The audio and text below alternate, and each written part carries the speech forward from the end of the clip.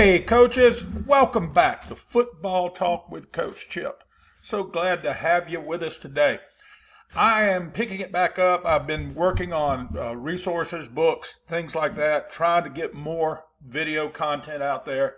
Notice that you guys have been missing some things, so I'm here to fill in the gap. Hey, don't forget to like the video, subscribe to the channel, and a big shout out and thank you again to Brian Hale at HaleYeahDigital.com. HaleYeahDigital@gmail.com. That's Brian Hale. He's a school teacher and a coach.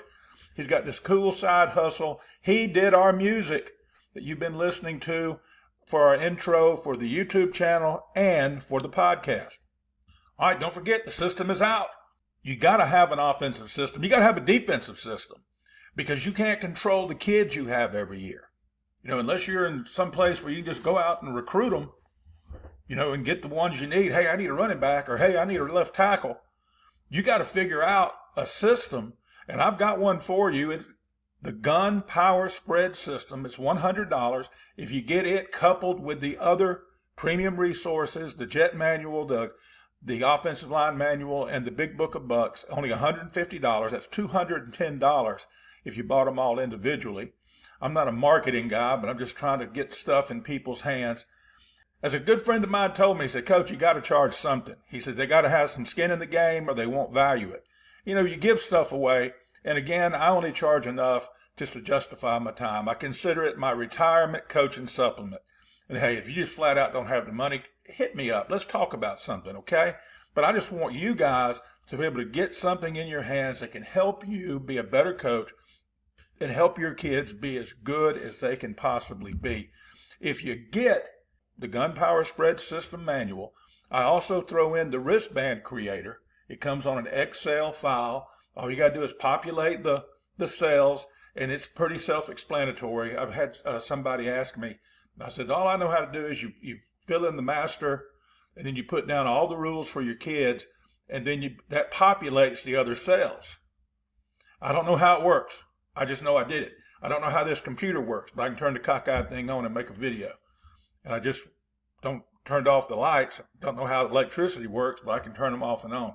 But that's my expertise on the Excel program. I just populated the cells. You know what I mean, Vern? All right, here is a picture of the book, the O-Line Manual. Some of you have already got this. You got it in Google Slide.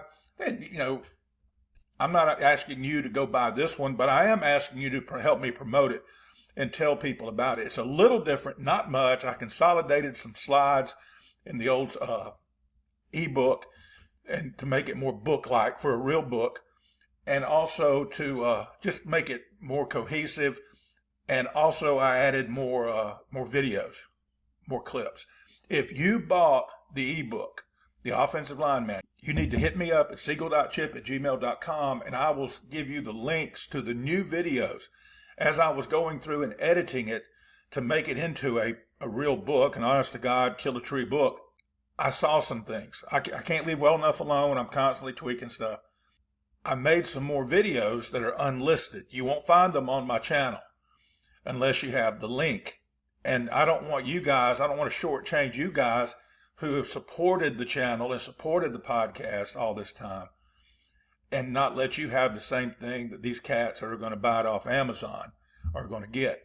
So if you bought the Gap Down Backer manual through me, I emailed it to you as an attachment, hit me up, and I will send you the links, the new links to the that go along with the manual.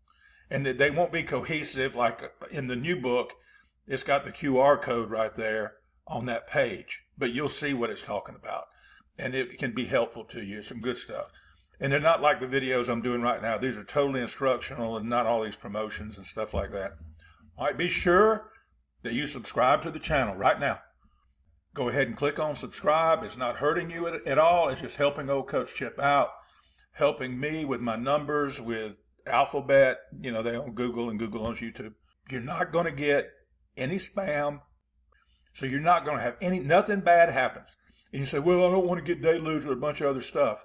Dude, you already are. If you're watching this channel regularly without subscribing, they already know what you like. And that kind of stuff's going to pop up on your YouTube feed. It just is. The algorithm knows. The eye in the sky doesn't lie. That's the algorithm. All right, don't forget our podcast. It's awesome. Not because I'm awesome, but because I've had awesome guests. 42nd episode is about to drop.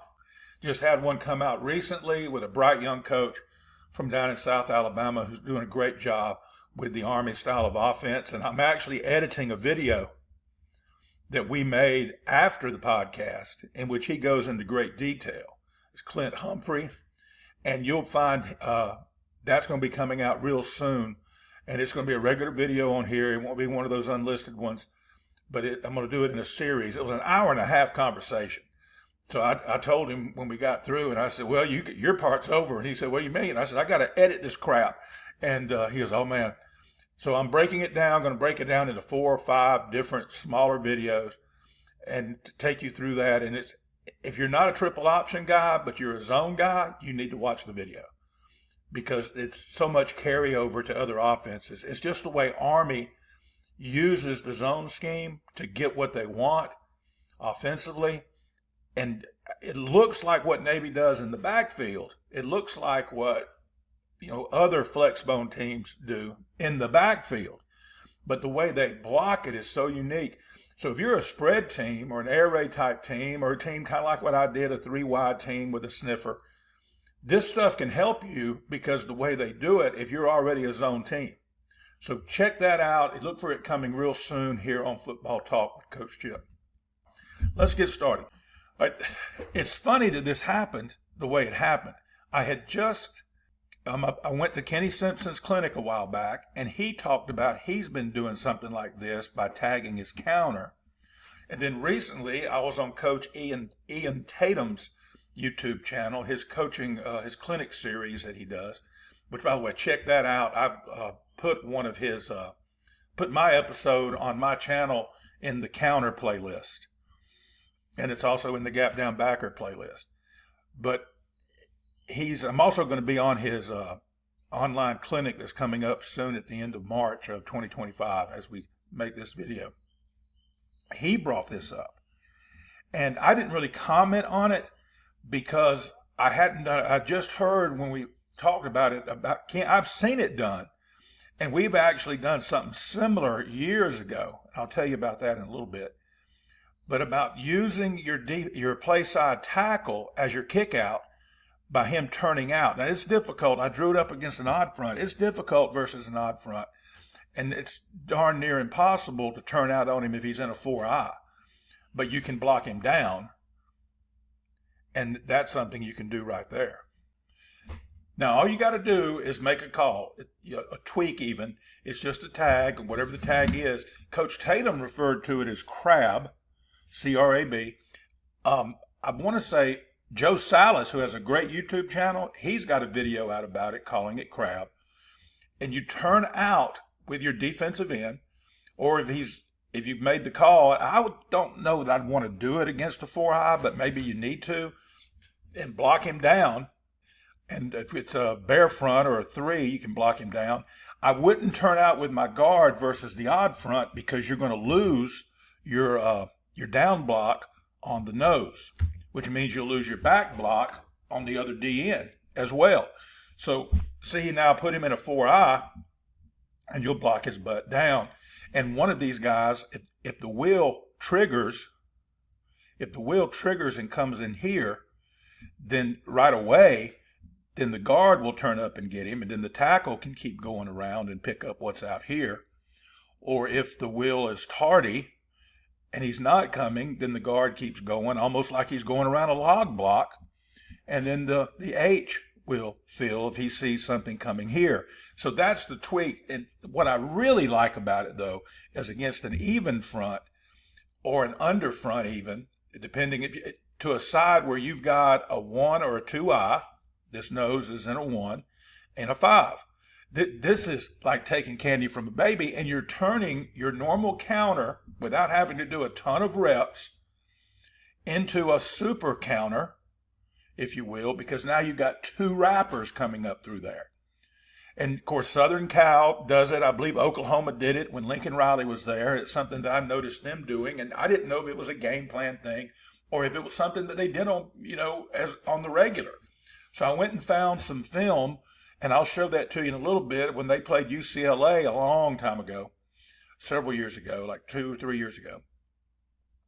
And they did it like 3 or 4 times. And then I found something he did at Oklahoma. Got an end zone shot. I found it. I had to do some digging. That's why I got that master's degree in Google all those years being a history teacher. And I was able to find some stuff where the one at Oklahoma wasn't quite the same as what they're doing now at Southern Cal, the one I found, but it's very similar. And all it is, it's your regular counter, guys, and you're just adding this tweak to it. And I told you we did something like it years ago. Let me tell you what we did years ago. We pass set it. And then so I got to looking at it, and it's almost like the Sally blocking, not the counter with pulling the guards and tackles Sally. I'm talking about the real Sally, where it's like a draw. You can pass set this joker and against a really aggressive team. And so then you also, on one side, you're getting a draw look. You can take this guy and pass set him and run that end up the field. You can pass set right here, but now the risk you get there, if he gets too much penetration, he knocks your pullers off. And here I am not drawing them up with great depth. That's my fault.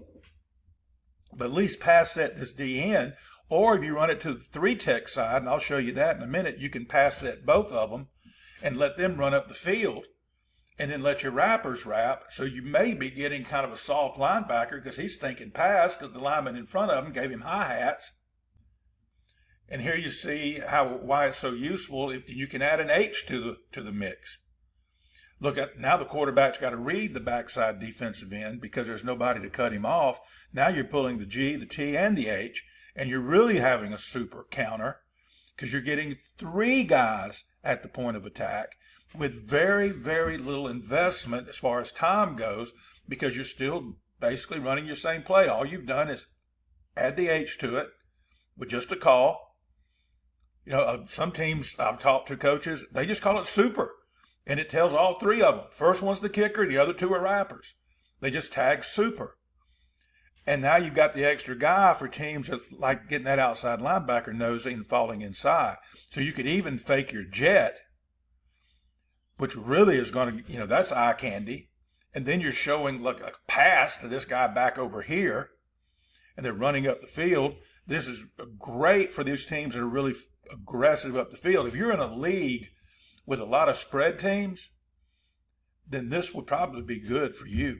Let me show you to you what it looks like if you do it to 3s.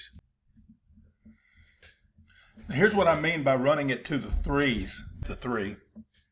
You can either turn out or you can pass set and run them up the field, and you get that Sally effect, whereas you're letting those jokers run up the field almost like you're high-walling them. And then your wrappers are wrapping really tight around the center's back block on the nose. So you get your guard pulling right here, and he's going to lead up on the mic, and then your H or your tackle, if you're GT or GH, is going to wrap right here to get the wheel. And you can add the tackle, and then you get a super counter. You get 3 guys, of course, and if you're faking jet, you probably wouldn't have to read it if you're running a good bit of jet because the end's going to be a little soft, less likely to squeeze if this guy hauls butt and goes 2. So you can take a play with very little, I venture to say 5 minutes. And again, don't do it just for the sake of doing it. If you've got a team coming up on your schedule that's a very aggressive pass rushing team, you can run this. I would venture to say you can maybe run it as like on a draw down, because if they're very aggressive and running up the field, you can do that, and you'll suck them up the field when you pass set these jokers right here. You hear those feet? That's Angus Ferguson, my dog, and he is having a big time. He just got in from his walk, and he's got the zoomies.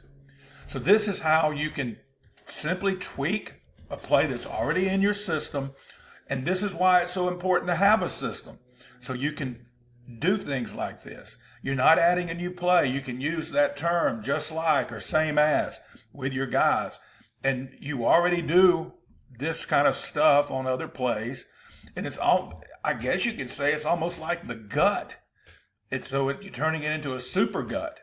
And maybe it'd be easy for you to tweak the gut and just add the call to do it that way. I don't know, it's up to you. Let's look at some video before we go. All right, now I want to say this was maybe 2022. Maybe it was whatever year was Lincoln Riley's first year at Southern Cal. And what you're going to get, he's going to turn out on the 5. He is going to handle this guy, and it's pretty much you're locked. So the guy goes in, you take him in. The guy goes out, you take him out. And you'll see that on some of these clips. They're not all not done exactly the way I drew them up for you on the diagrams. One thing that's consistent, though, is this center blocking back. And like I said, maybe it's easier to do it off the gut for you, or maybe it's easier to do it off the GT. And if you don't have gut, then do it off the GT or GH, whichever one you do. Let's watch what Southern Cal does right here. So you see right here, it's kind of an aggressive pass set maybe. Right here, and they're going to run these dudes up the field right here. Now, one of your wrappers is going to wrap in between them, and then the other is going to wrap tight right there in the A gap. See, right there, boom, that thing hits tight right there in the A gap.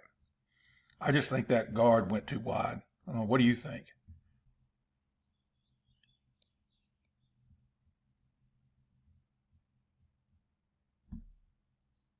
They're just walling them off outside is all they're doing. And again, I've been told this is what they call crab. I don't know. And it could just be what somebody came up with. We always just did it with the tackle usually and with pass set and run him up the field. That's for guys that were like, if they were squeezing like crazy, like if this guy was really squeezing down blocks like this, coming hard, and we thought it could be an issue blowing up our counter or whatever, then we could easily put this in and just make a call to that play side tackle, and he would pass set and then run that dude up the field, and then we'd hit that joker underneath him just like that. So that worked out pretty well for us. Now they've got this, like I said, in a college football game, they ran it 3 or 4 times in one game, and that's a lot because, they have so much stuff on their menu. So that's a pretty good bit. And I went back and counted it. I think they ran the GT about 5 or 6 times, and they ran this. It was 3 or 4 times. It wasn't a 50-50 split, but they ran it a good bit. Now this time I believe they're both going to wrap in the A gap.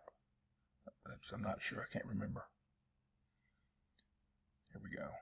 Yep. See, look right there. Look at the tackle. He ran that D in all the way up the field. So many of them want to go there anyway.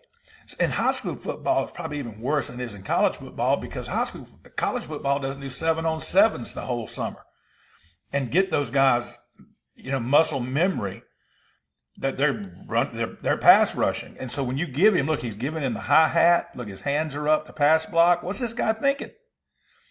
It's a pass. And so that's one of the reasons I like it so much. It may help you out. Look right there. That's a good football play. All right, here we go. Now the play side tackle is locked on the end man on the line of scrimmage, and he's going to take him wherever he wants to go. So this guy's lined up outside. Now most of us, when he's out there, and he's out there for a reason.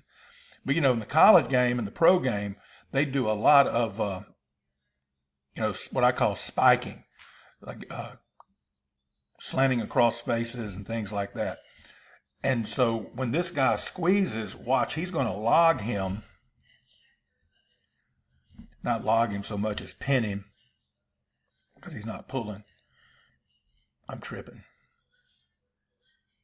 All right, and they're going to wrap. And watch this. It's just like a GT counter. When you get a log, the play bounces a little bit. It goes outside. This isn't a log, but it has the same effect as a log. So the puller is going to get depth to read the play side tackle's block. That's what pulling for great depth, guys. I can't stress that enough. It allows your linemen to see what's going on in front of them. So they're going to pull for great depth. The end loss goes inside. So they go outside and watch the right tackle. He's going to pin the dude in there. So he goes inside. So I'm going to take you where you want to go.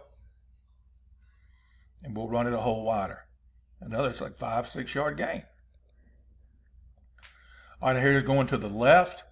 Okay, your tackle here is going to turn out on this guy. And he goes too far up the field, and this guy here is just doing a pass rush technique. The guy went too far out and up, and so he just clubbed him out and cut inside and kind of blows the play up. But there's nothing wrong with the play per se, but it was bad technique by that left tackle. He overset to the outside. Freed that dude up. But that'd have been a good football play if they'd have got that D in.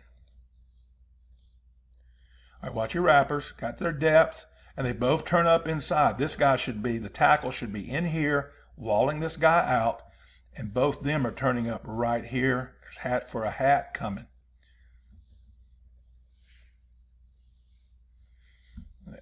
And you got to read that backside D in, that backside M loss, because he was there to make the play right here. So if he starts doing that, then you can replace him there. All right, now this is the play side tackles locked again on wherever the M loss goes. He's going to take him there. Okay, it's kind of like the old preacher said about sin. The devil's going to take you where you want to go, but he's going to take you farther than you want to go. So you want to take these dudes where they want to go, but further than they want to go. So the wrappers will read the play side tackles block, and they'll go outside of it because the guy goes inside. The guy right there, watch. Boom. He had a little help from the tackle, didn't he? Torqued him a little bit. But watch your wrappers. I get more depth at high school or sub-varsity level, and run those dudes up the field. Look at the natural hole created right there. If that guy doesn't, but he torques him inside, and now they go outside. It's a good football play. I think we got one more. You have the one I found from Oklahoma. A little different. Here's what I think. This guy's kind of favored inside. So let's take this out of the way. Okay. I'm thinking here. Now, I'm not smart in Oklahoma. I'm just talking about at our level and what we're going to see. Boom, right there. Right there. And then you get and they're going to pull the guard and the sniffer and the back, boom, and the back too. Okay? And this is how they're going to do it.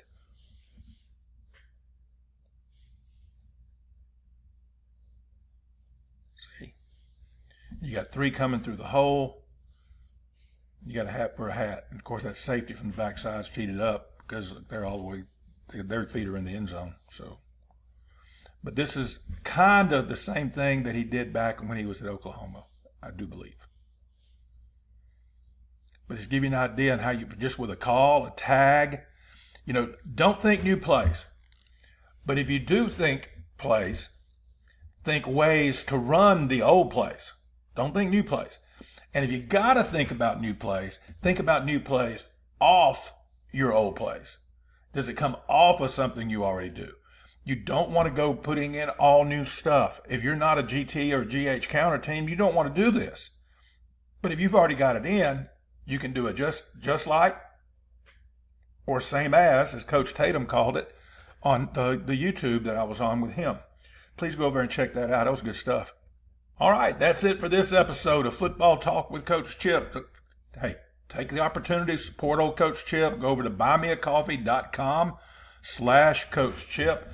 Buymeacoffee.com/Coach Chip. A lot of guys have availed themselves of that opportunity, and I sure would appreciate it if you did. All right, don't forget our freebies. It's up now. It's over 40. It's got 38 on here. I need to update this thing. I will send you, want to email me, I'll send you an updated freebie list, and you can go ahead and look that. I had a guy this morning, it was over the weekend, and he hit me up last night and said, hey, I'd like all that stuff, coach. This is an aspiring head coach. He's trying to learn more about other positions and other aspects of football. And I said, okay, I'll hit you up in the morning. And I sent him everything, the whole kit and caboodle. It took like 8 emails to load them all up so they could just go as attachments. And he said, thanks, man, I appreciate it. We got in-service this week, and this will help the time go by. The good old in-service days. I'm just joking. I despised them too. But thank the Lord God Almighty, I've been delivered from that. Also added to the freebie list, we got our weightlifting program. It's cycle 1. Cycle 1, 2, 3, 4, 5 are basically all the same. We just changed the reps and the sets, and we would tweak the auxiliary lifts. But you'll see the kind of things we did when we were winning all those games over in East Alabama. Hey, you want to explore more of the concepts, get deeper into it, hit me up. We'll do a Google Meet. I've been doing several of those lately. Another thing that's kind of slowed me down on making videos. And nobody will ever know you use me unless you tell them. I tell people, like, yeah, I got some guys out in the Midwest I work with. There's a guy out on the West Coast I work with. There's a guy here I work with. Because I don't want people to know what you're getting. And you don't want people to know. So nobody will know. On my thing where I put down some what people are saying about Football Talk with Coach Chip and about the resources, I'd leave them anonymous, except for a couple where I got permission and I said, hey, can I use your name? Sure, man, go ahead. But if they don't give me permission, I use their quotes, but not their names and not their cities. I will use the geography of it. A coach in the Midwest, a coach in Tennessee, or a coach down in Florida, something like that. But I'm available. Hit me up. We'll do Google Meet. I'm getting better at it. We'll do consultations. We do installs. There was a whole handful of teams that I did consults with during the season last year. I was like in their coaches meetings via, the internet. That's it for another episode of Football Talk with Coach Chip. Sorry it went a little bit long, but that's what happens when I have diagrams and video. But I hope it was helpful to you. Be sure you like the video. Be sure you subscribe to the channel. Head over to wherever you get podcasts, Spotify, Apple, Podbean, whatever it may be, and check out Football Talk with Coach Chip, the podcast. We have over 40 episodes out there. Coaches from all levels, college coaches, middle school coaches, youth league coaches, because I want to appeal to the whole realm. 90 to 95% of all coaches, football coaches, are sub-varsity or small school ball. And I try to get those guys on as well. And we just talk football. And we do get into some X's and O's. And that's fun too. But hey, until next time, y'all, be elite. All video clips contained on Football Talk with Coach Chip are meant for analysis, criticism, comment, teaching, and research by football coaches. We believe this falls under the fair use doctrine of the Copyright Act, Section 107.